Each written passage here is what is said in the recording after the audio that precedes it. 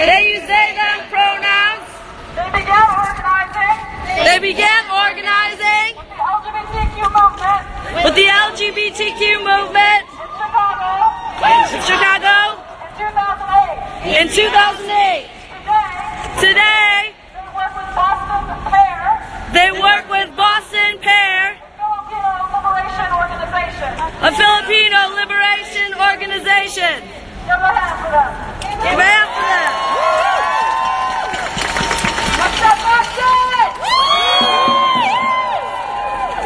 My name is Corrine and what is A again? Advocacy. Resources. We're a Filipinx political activist group. I'm here today to say that we stand in solidarity with prison abolitionists and all of our brothers, sisters, and the children inhumanely detained in horrid concentration camps by ICE and the Center of Border Patrol. We do not support the ACA or any institution that perpetuates the prison industrial complex and profits from a systematic racism in a country that was literally stolen by white people seeking religious asylum. That's right, that's right, that's right. It is unjust, it is un-American, and it's a slap in the face to the entire human race. Abolish ICE, fuck the CPD, and shame on the ACA.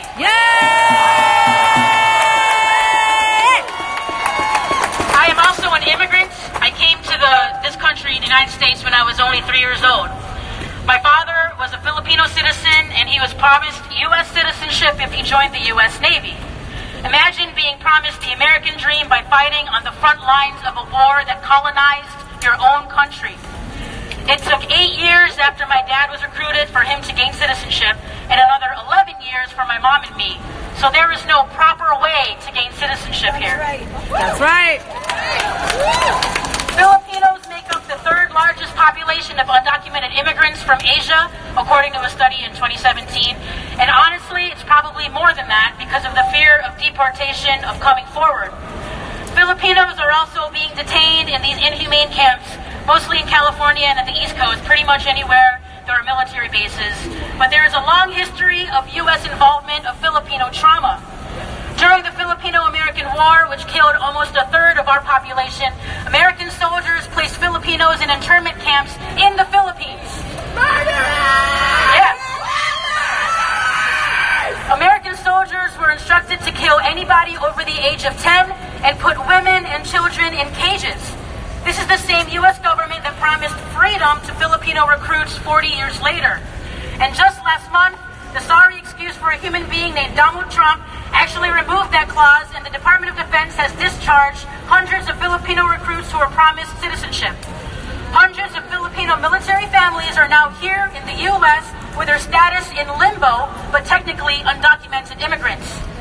And while Trump is a racist liar, remember that many of these detention camps were constructed under the Obama administration and the Bush administration. That's right. This is not a partisan issue. It's a systemic issue. Yeah. It is a supremacy issue, and we're here to say, shut it down. Shut it down. Shut it down. Shut it down. Shut it down. Shut it down. Shut it down. Hey, so, yeah, right back. That's right. All right. Mic check. Mic check. Mic check. Mic check. Mic check.